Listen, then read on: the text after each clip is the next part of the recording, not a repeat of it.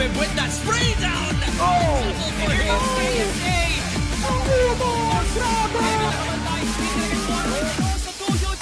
Will be the peak of Crossfire Philippines tayo.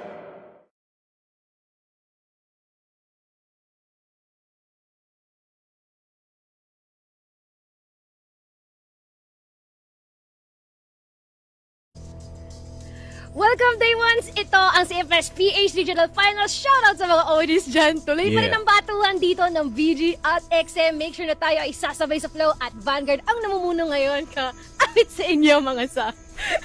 Ayun na nga sa at tayo magpapatuloy sa bakbakan natin dito. Sino nga bang mananalo dito sa ating bakbakan, Mochi? Well, Vanguard, ang ganda ng unang tira nila, unang bira nila against Execration ka. Pero mukhang may babalik pa dito, Execration eh. Di ko rin alam man. Sorry must have been the wind, no? Napagsabihan lang ako ni Salvatore. Pero ayun nga, nagbabalik na tayo dito ngayon sa Eagle Eye 2.0. And earlier naman nakita natin kung gaano ka-aggressive si Vanguard. And I think it is bound that history may repeat itself in just a different location. Well, there's rich history between these two teams, so wag na nating patagalin to. Let's see kung ano mangyayari. Salvi, Sneaky, take it away. Maraming salamat, Eya Mochi. Dyan sa kosa ko na dyan si Daydo. Matsalab sa inyong suporta, no? Day ones na mga nanonood dyan. Ito pa rin ang duelo ng Vanguard at ng Exe. Sakay tayo papuntang aeroplano. Lahat tayo ay magsasayahan dito. Okay na. Tapos na yung persona na yun. Okay na ba yun? Okay ba yun, direct? Okay ba yun, panel? Rinig ba ako dyan? si Sneaky hindi na, no?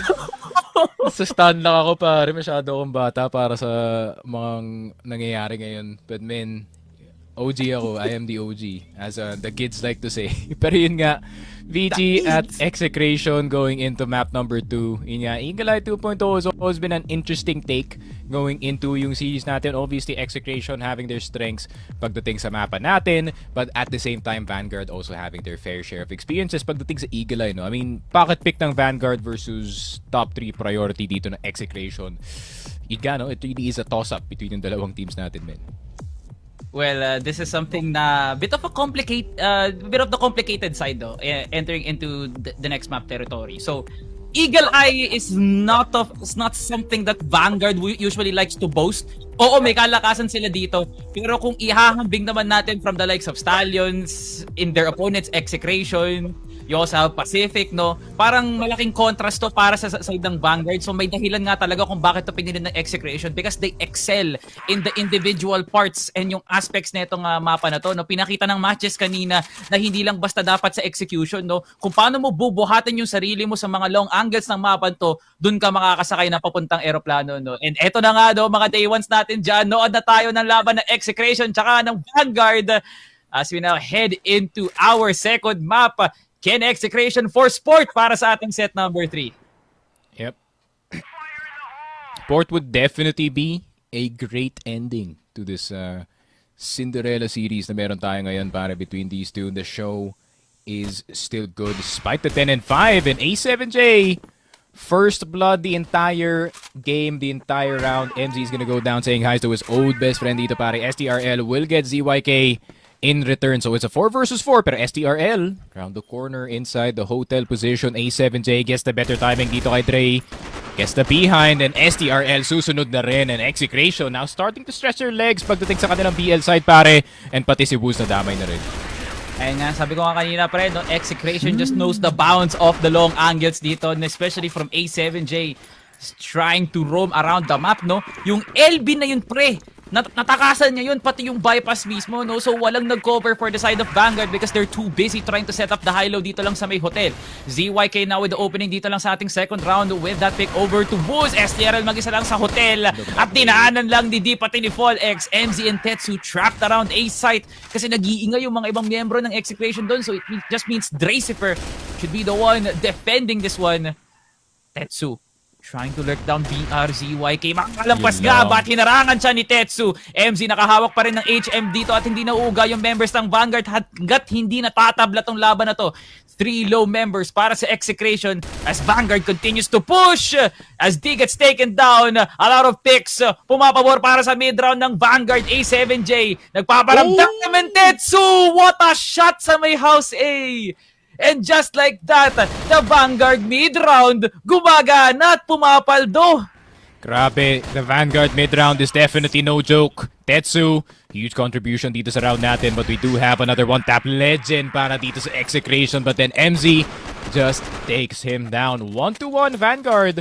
Honestly, very good defense at the same time, good pickoffs para dito kay Tetsu. Medyo shaky lang yung naging start ng round natin dito, but at the same time, I think sometimes we forget that Tetsu was a main sniper at one point, pare, and can pull out that second sniper immediately, pare. Yun nga, it's basically you have two main snipers on the Eagle Eye map, pare. Medyo mahirap to para sa Execration, pero Fall X di siya nahirapan sa pagpasok dito ng Hotel. Racifer gonna back off. Yeah, you can definitely feel na Execration, they do not like the ideas of full committing, no? Si ZYK na iwan lang ng mag-isa doon sa may hotel. And I feel like that split second para mag-rotate si Tetsu sa may BR, yun yung opening para mapila si ZYK, no? And that control from both HM pati nga sa BR, malakas yun if you're Vanguard. And so far, Execration has been doing some dirty work dito sa pagkuha ng mga angles, especially on door mid. Racifer tumagal sa laban with Fall X, pero si Fall X ang mananaig doon, who was now with the pick 1v4. Full blinded dito lang sa may lane. A7J gets it done para sa Execration dito, no? So it was a rough round para sa Vanguard as Execration continues to push. And yeah, a lot of these are very fast rounds actually para dito sa Execration. Immediate LB take, immediate hotel take para sa kanila dito. So the pace has been pumping for this PL side.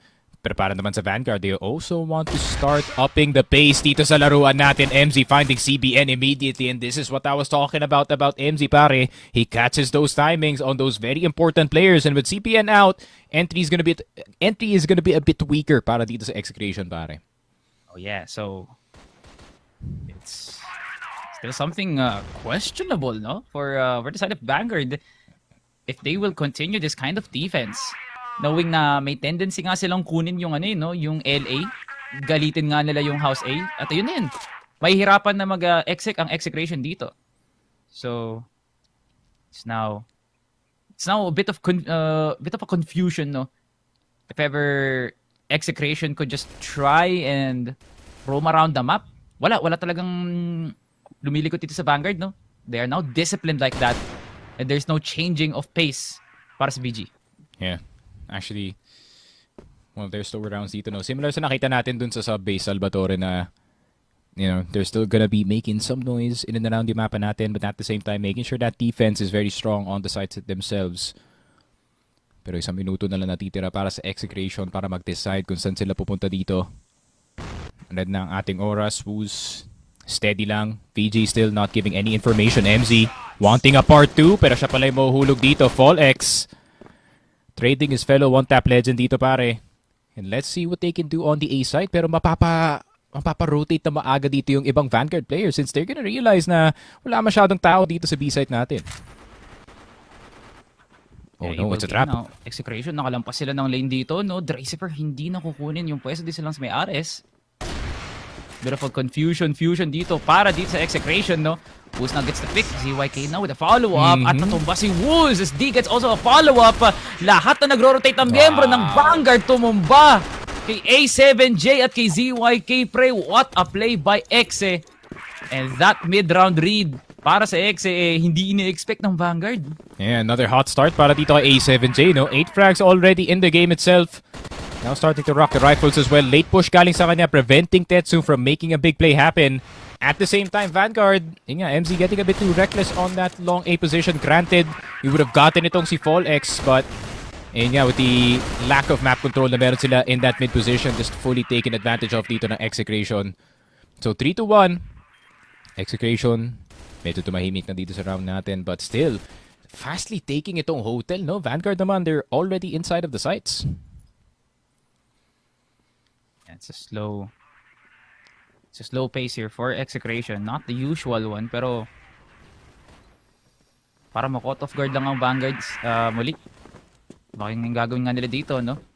Malakas yung pag-ingay doon nila sa B-site, pero A na nga lang ang commitment nila dito. This is now fairly obvious for Vanguard as Execration is now lining up for their utils. So this has to be an A execute. Nakalabas na nga sila ng house A. As Tetsu now, kahit nga ba may ecoms dito lang sa may exit, nakabuelo pa nga siya ng isa. D, duguan na nga yung buhay dito pero makukuha niya pa rin yung buhay dito ni Wooz. ZYK, makakalampas na naman ng door mid. CBN now on the defensive line. CBN! Parang ganun lang na parang domino yung VJ. Isa-isang tumutumba. What a play by Execration once more. 2 rounds straight na meron silang set play pre. Gumagana at gumagana para sa Exe. Yeah, and yun nga, VG now starting to disconnect a bit dito sa game natin. And the individual-centric gameplay na nakikita natin so far in this game isn't really working out. Pero MZ getting the better timing. Pero CBN still with the one tap will not get Tetsu in return. Pero si D, nakita na si STRL dito sa kabilang side ng mapa. B is actively being taken. Naandito pa si Lito sa mid to cut off the rotations. VG nagkagulo na kanilang depensa. Tetsu na lang natitira. The sniper versus 4. And A7J will shoot his old captain dun pare. 5-1 Execration. Full control on this BLEE. Yeah, Vanguard is in a bit of a mix right now. Hindi nga nila alam kung ano yung magandang timing para mag-rotate at ano rin yung magandang rotation once Execration does get that full exec, no? D now gets Tetsu, pero si Dracifer makakuha din ng bawi dito. A quick 4v4 sequence like that, pwedeng yumanig na naman ang depensa dito ng Vanguard kasi parang ang bilis nga nilang magulat, no? The moment na lumaline up ng Execration for their utils. D, nice patang nga si SDRL, and D can get a challenge and he successfully defends Hotel. What a play by D. Dracifer nahuli nga rin dito, and oh my god, D now opening the round with a 3K, a CBN finishing things off. Ang laki ng agwat ng Execration pati ng Vanguard ngayon. Langit at lupa ang labanan dito. Grabe, 5 whole points. Vanguard, the defense isn't even a defense realistically, pare. It was still the fist fights not working out in their favor, pare. Misread after misread. Execration always getting their opening pick despite costing a man. But Execration, full control dito sa mapa natin. And VG, ito pa yung masama sa kanila, Salvatore. They still don't know what defense works. It just happens, no? Parang the moment Dracifer and SDRL gets the footing, parang ilalaban nila yung Hotel, bigla na lang sila tutuba. Parang ganun lang, oh. Tapos Polex gets the opening dito lang sa may Hotel. And like I said, once that opening is seen by Execration, you can never see them retreat. They will just line up the utils, call for the fake out, dun lang sa may mid-side, and then just go for the execute. Eto na nga, Polex pinapasok na nga as Dracifer gets cornered. Wooz, pupuntang Hotel. Anticipate ni ZYK. Every kill has been beautiful para sa Execration. Flawless para sa Exe squad. Yep, and this is looking likely just an Exe game, pare. I mean, 7-1. Quite a hard deficit to come back to. Pero VG gonna try to at least get this last round, get the 7-2, lick their wounds going into the second half, pare. Pero medyo mahirap na rin yun. ZYK is gonna go down. Fall X will get MZ in return. SDRL will get A7J finally. Tetsu will get punished on the A site. CBN na naman, magpapakita ang gila. 6 headshots. Doesn't make it to 7th, unfortunately. SDRL will get him. 3 versus 2. D spotted. Fall X as well dito sa LA. SDRL having to challenge both at the same time. Fall X spotted. Still, D nasa loob na ng bahay. Gets shot in the head. SDRL relentless with the HK. Pero Dracifer will fall on forward. Pero si Wooz na pala bahala doon. A bit chaotic, but a win is a win para sa Vanguard. 7-2. Rough spot, man. Man, yan ang defense ng Vanguard na hindi mo talaga gugustuhin, no? Kung ikaw ang VG. The strongest side of the map, pero kina-counter lang talaga ng Execration via the fakeouts and as well as the defaults. Yeah, that's something na VG should reflect. Pero hindi na nga nila kailangan maglumo pa dito kasi kailangan na nga nilang umatake as D gets MZ. CBN with the pre-aim angle doon kay Tetsu. And that was so easy para dito kay One Top Legend CBN. 2v4, Dracifer gets the man here at lane. Pero pasok pa rin ng members ng Vanguard dito lang sa may site as Wooz and Dracifer trying to make things work. Naka-anticipate si Woos dito lang sa may exit at si CBN. Iba naman yung angle ng tinitignan. So it's just D that's going to be entering. Kung mag-extend nga siya dito and Woos, what a hold sa may bunker. Wala pa nakakalampas. And this is now the patience play here for Vanguard. Still not planting down the C4. Pinapadali nga na nila yung buhay nila. Uy, pero spotted si Aldon dito sa tower. Woos, attention is now on that tower position. Almost. Oh, yun lang. It does get taken down dito ni D. 1 HP para kay ZYK. Dracifer now starting to run towards that B site. Pero kailangan din na magpadali dito bago siya maabutan ni ZYK. Does get on the bridge position just in time for him to cross. And feeling ko di makakaplant dito si Dre. I mean, the timing's already there. Dre, you're gonna have to look behind you. And you're getting shot from both sides. Yun lang. Execration securing first round of the second half. This isn't looking likely para sa VG Salvatore. Nako po. Ano talaga pre, aray ko kung ikaw ang VG ngayon. At iba ang bato ngayon ng Execration. Lahat gumagana para sa Exe. 5v3 quickly turned into a 4v2 as Woos will be getting the first pick para dito sa Vanguard sa round na to. D now just on a roll right now. 15-3-5 ngayon ang rookie ng Execration. Wala man lang nagagawa ang Vanguard dito para ipagtanggol ang sarili nga nila. Now on the 1v4. 1v3 quickly like that. Tetsu gets the man. ZYK and Folex pwede nga sila mag-duo dito. Or make it just a 3-0 hold dun sa may C4. ZYK nahanap at parang dumadali pa yung buhay dito ni Tetsu. As it's not a crossfire angle para depensa ng C4. Paul X not pushing and CBN with a very disciplined play and CBN now. Naging 1v1 pa nga yun, Sneaky. Grabe, CBN, 8 headshots, 9 kills in this game. Time and time again, we've seen him on our screens with a headshot dito pare. And it's him and Polex actually. Equal numbers para sa kanilang dalawa. Pero si D alam na may aakit na ng tower. Dracifer immediately punished. A7J sprays down si Tetsu. You can smell the desperation galing dito sa VG.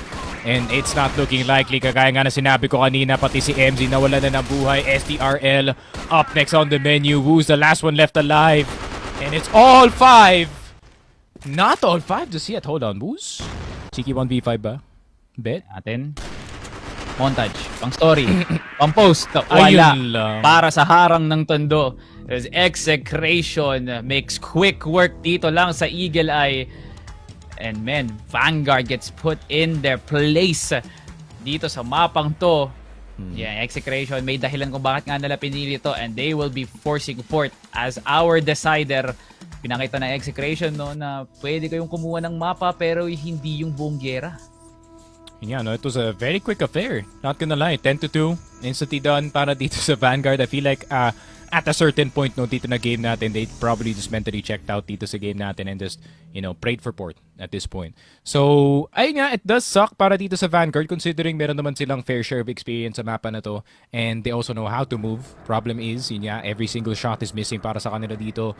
Every single fight is working. You know, CBN shooting everyone in the head, pare Fall X getting as much opportunities as he did.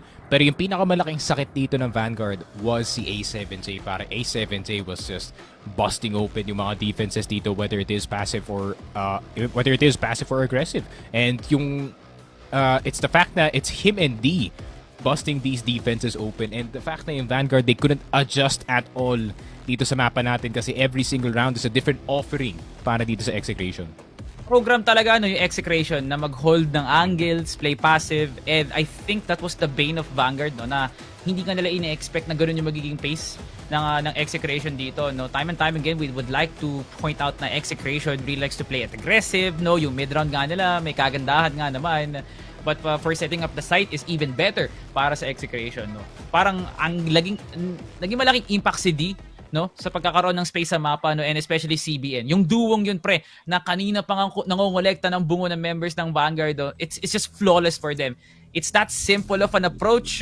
And I kinda like how Execration played that out no. Parang tinanggalan nila ng expectations yung Vanguard no, na ganito yung lalaroin ng Execration, and every attack was just surprising kung ikaw ang Vanguard. Yeah, and it sucks. It sucks in all honesty para dito sa Vanguard, but it is what it is. Ayun nga, I feel like there is still a lot to offer para sa kanila dito, but going into map number 3, I feel like they're gonna need a full mental reset, pare. Well, we'll likely see no kung gano'n nga ba magiging malaking epekto ang mental reset na yan. Pag pumunta nga tayo sa port, yung panel na nandyan nga no, na nanonood sa laban ng Vanguard at ng Exe, ano ang masasabi nila? No? Mochi and Daydom, any insights? In terms of insights, well, that is crazy. Especially here for Execration, it became quite of a reminder na ito pala yung kapasidad at kayang gawin ng Execration sa isang team, especially if they're playing in a comfort map. At yun na nga no, Mochi, I expected this from this matchup. Execration reversing the tempo dito sa set number 2 natin. Just by holding, just waiting for Vanguard to make a play. As I said, in my opinion, still very experimental ba dito yung approach ng Vanguard when it comes to Eagle Eye. Granted, they've learned from the other teams dito in the Philippines when they played against STS, when they played against EVOS, they tried to adapt to their playstyle, create some of their own as well, flair dito sa mapang ito. But Execration, that made their job pretty simple. Just wait for Vanguard to make the move and let their players pop off. A7J was on a completely different level, and you have to talk about D. So many kills over the course of this set. Yes, indeed. And it seems like they've been able to adapt after that very quick short break. No, ilang minuto lang yun. Pero it turns out, that's all it takes for them to actually perform like this, no? Talagang pinakita nila na kumbaga sa kumbaga sa matter, they are liquid kasi sa sobrang tinde, no? In terms of the containers, all they have to do is to be fluid and flexible enough to react into it, and they've been able to do that wonderfully. Pero ito ang ating set summary kung saan na si A7J ay pumatak ng press kasama dito si D. Man, seems like we've been seeing quite of a really strong stats right now dito sa Execration. Nakakagulat din. Yes. Look at D with a 1.42 kill per round. How many is that? 16 kills? 15 kills? Para naman dito kay sa E7J, no? 16 kills for him with a 3.0 kill to death ratio at lagpas sa 1 lahat ng kill death ratio dito ng Execration. And as I said, man, they just waited for Vanguard to make moves at nakaabang lang sila sa kanilang respective angles. And Vanguard unable to make any of their set plays work dito. Only getting 2 kills, or rather 2 rounds. The entirety of this set it's rough. It's very rough for Vanguard. Let's take a look at who the set MVP nga ba dito, Mochi is. But I have a feeling it's gonna be D, the rookie, the newcomer. And of course, yes, it is him. Siyempre, 3.4 ba naman yung KD up against Vanguard? No joke of a scoreline to from D. Bro's definitely showing that he is one of the prodigies here in our league, and did it as a testament, as a declaration na ito ang kaya kong gawin kahit bago lang ako dito sa aming team. And it seems like it definitely raised a lot of eyebrows, no? Raised a lot of eyebrows in terms of surprise kasi they didn't expected that D will be this powerful in our map of Eagle Eye. Lalong-lalo na nung una, we're quite doubtful like ano kayo mau-offer ni D? Would he be able to cover up yung posisyon na nawala dito sa Execration, but instead he's been able to do that nakakagulat literal kasi kung gaano katindi ang kanya naging performance dito. But the question is, would they be able to replicate this type of play pagdating sa port? I think so, but the problem is Vanguard, in my opinion, will also be making plays in port. So I am excited to see just how I'm excited to see just how both teams will adjust in port. Sabi nga ni Sneaky and ni Salvi kanina, no, port will be a very close one. I know for a fact na we will go into set number 3. Pero, bago tayo dumako doon sa set concluder natin, magpahinga muna tayo ng saglitan. Pagbalik namin, it's gonna be port between Execration and Vanguard in the battle for the remaining few points papasok ng playoffs. We'll be having a quick break. Pagbalik namin, it's set number 3. It's Mochi, Daydom for CFS Regional Finals. We'll be right back after this.